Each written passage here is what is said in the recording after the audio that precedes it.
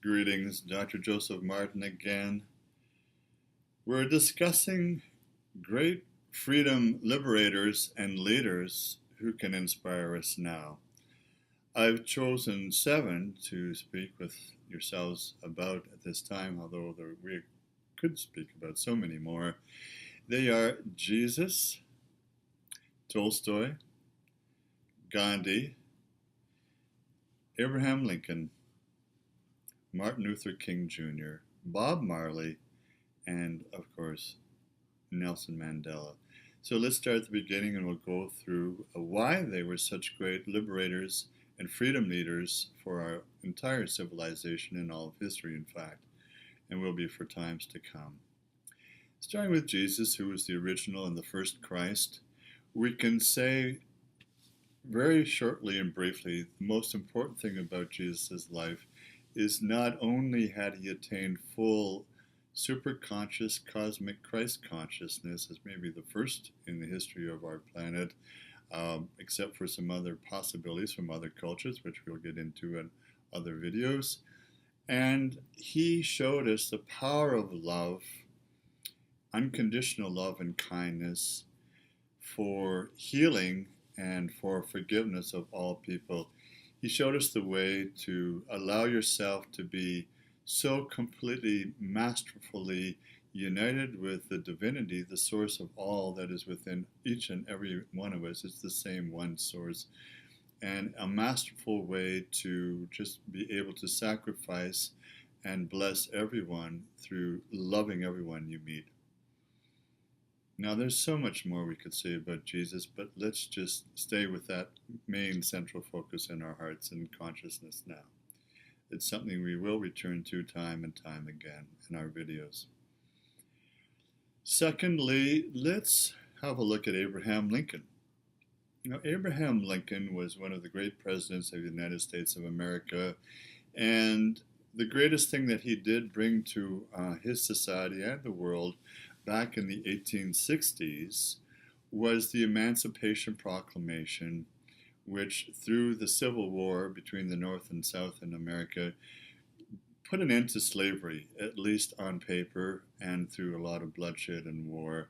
Once and for all, at least the country agreed to the fact that the unjustness of black slaves that had been going on for quite some time in America, and of course in the rest of the world, was not legal and was not part of what the Americans wanted to see as their vision for themselves as individuals and as a country. And that obviously was a lot of back and forth conflict between different groups in the country until there was an illegal proclamation of emancipation where the black slaves were at least freed on paper. We'll get back to that in a moment when we speak about Martin Luther King Jr. Now, Tolstoy, who is a great Russian writer, and some say perhaps the greatest novelist of all time, certainly one of the most well-read writers and authors of all time, books translated into all the languages now. He was a wealthy nobleman in Russia. He was a soldier as well. And he brought us many new things. One of his greatest books was called The Kingdom of God is Within You. Although he was a very non-religious man in terms of the church, he was a very deeply spiritual man. And he wanted people worldwide to realize that the kingdom of God, or heaven on earth, is within your heart, your spiritual heart, and you can connect to it and live that great life. He was for freeing all the serfs, the peasants of Russia. He gave away a lot of his lands and his wealth. He created a whole new social educational system, which were communities based on free education for all people. He was for equality of all people in terms of the classless system. He wrote a lot about it. I guess he traveled a lot to various places in Europe, including London and Paris, to speak about all his new social programs, and caught the eye of a young man, a lawyer, a Hindu lawyer in South Africa by the name of Mahatma Gandhi.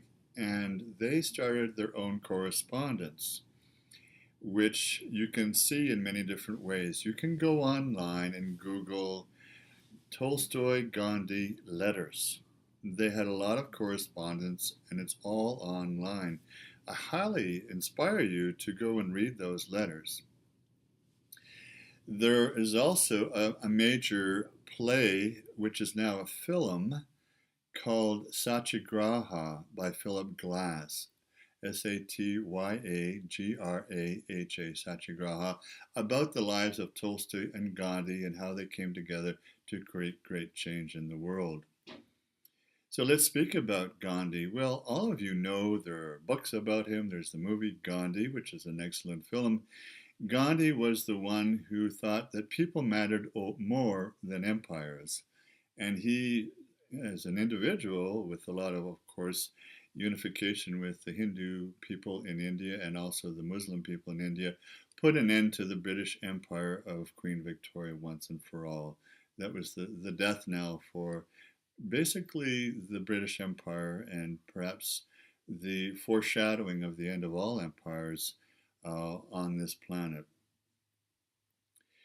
Gandhi wanted to nationalize all the natural resources, including salt, and so they wouldn't be the Hindu people, the Indian people, including the Jains, and of course the Sikhs and the Muslims and all their followers, would be able to own all their own natural resources, including their lands, and not have to pay tax on something that was in their own country to the British Empire.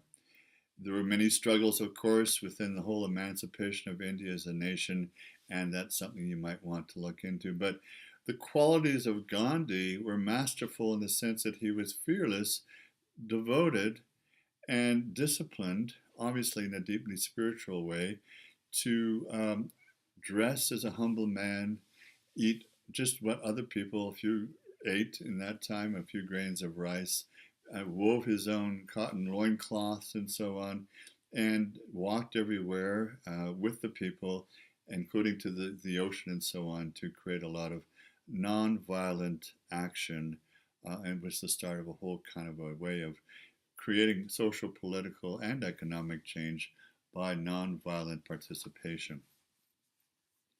Well, now let's move to the last three, which, interestingly enough, are all people of black color.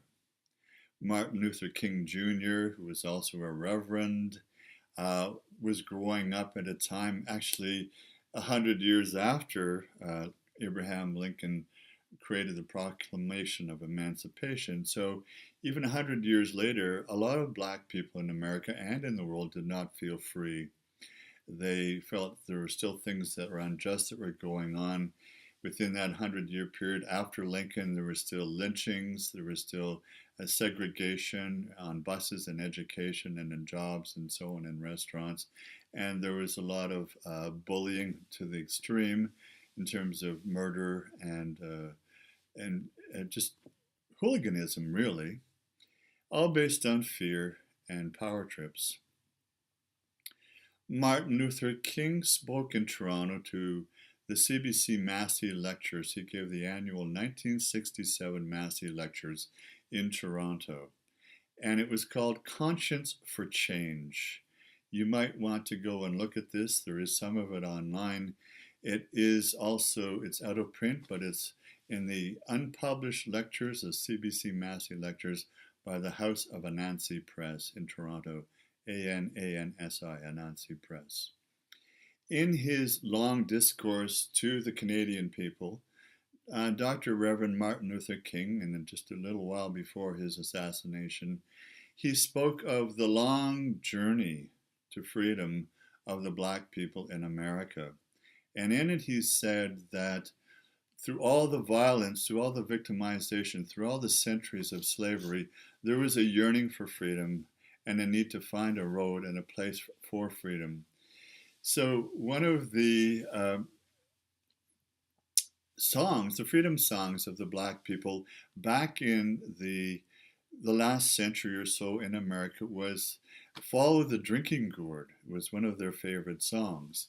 It was actually a symbolic song about following the Underground Railroad through the north of America to the Freedom Land of Canada.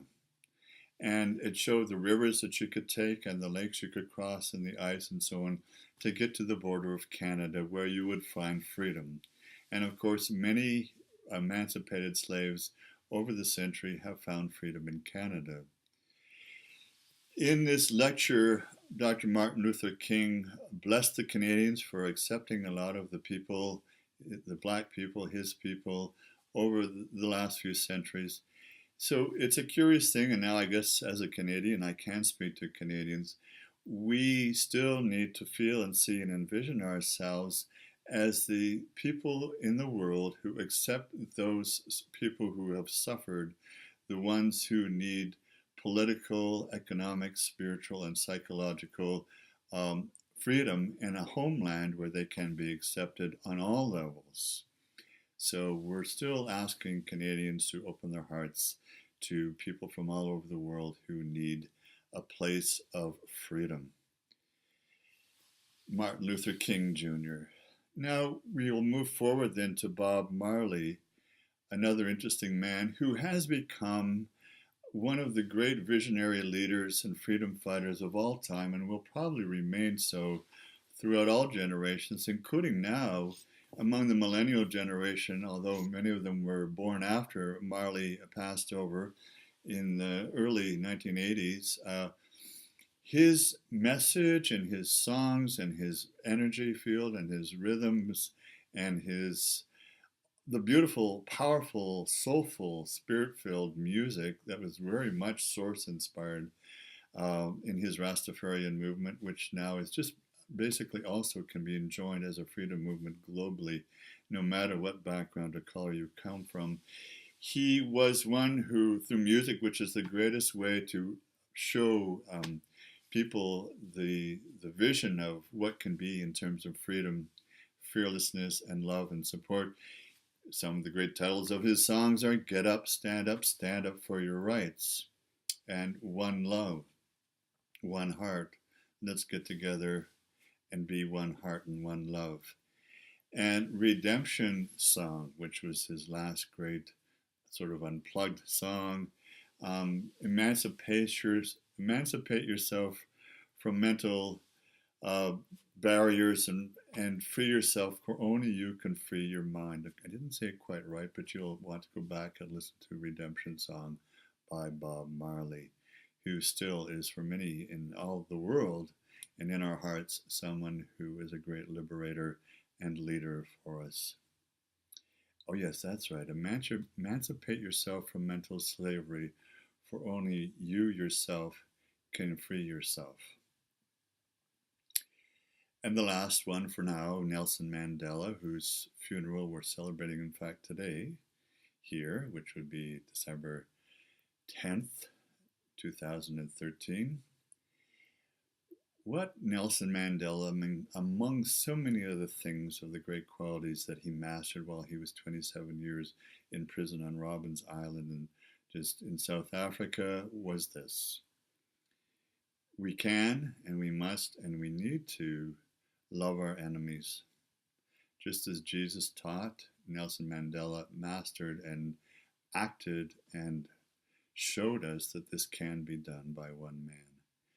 He changed the nation from apartheid to a land of freedom where all were equal politically and socially and culturally.